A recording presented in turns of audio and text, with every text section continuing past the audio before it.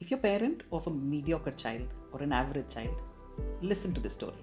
I once had a student who was in class 4 or 5 and she was not doing well.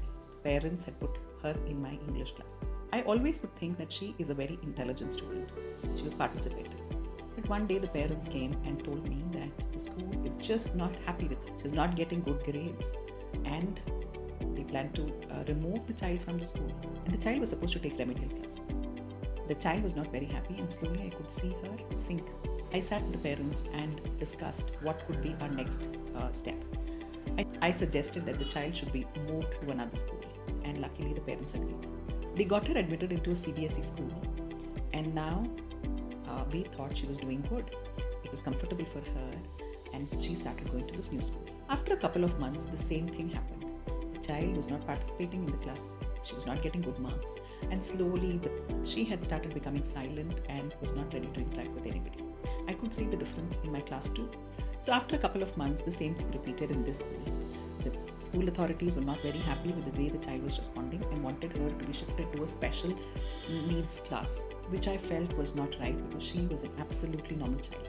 By now, the child had completely started disassociating herself with others. She had become very quiet, not ready to talk to anybody. Luckily, we had another meeting and it was and then I sat with the parents again. Luckily, the parents were very cooperative. They wanted the best for the child. And we decided to move her again after just 1 year in the school to a state board school. She was now in class 7, a very important year in her life. And she had to go to class 8 in a state board school.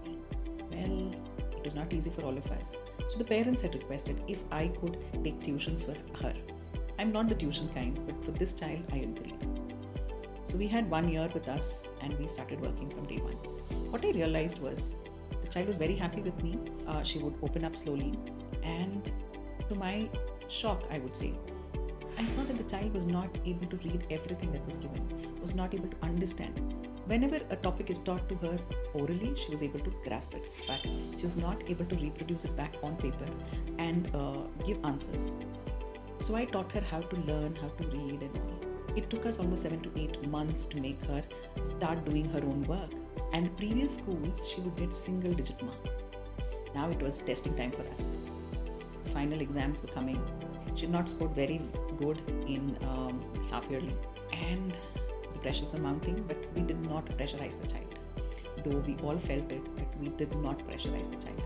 We asked her to be confident, asked her to do what she could do best. She started preparing herself well. We would give her a lot of time to understand, to answer her queries. And then the final exams came. She would come back to me every day after the exam and tell me that this went right, this didn't go right. But she had started, talking. It was a big achievement for all of us. And then I asked her once, what were you doing when parents would talk bad about you or teachers would talk bad about you? She told me that she would always look at the teachers and think of them as some cartoon figure. And she would not listen to what they're saying. She would only look at them as a cartoon figure and she would be happy about it, completely unaware of what was happening to her.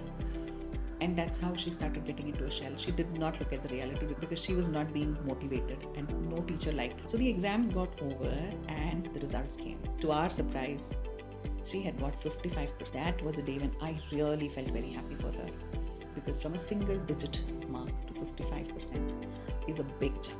And the parents were happy. The student was very confident. She had started participating in her school activities. She was in dance, she was in debate, she used to be in everything that was possible.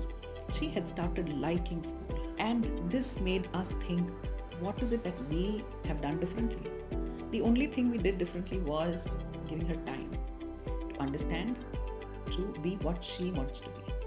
And well, if you're inspired, if you can follow these steps, give your child time and space, they will turn around. What do you think?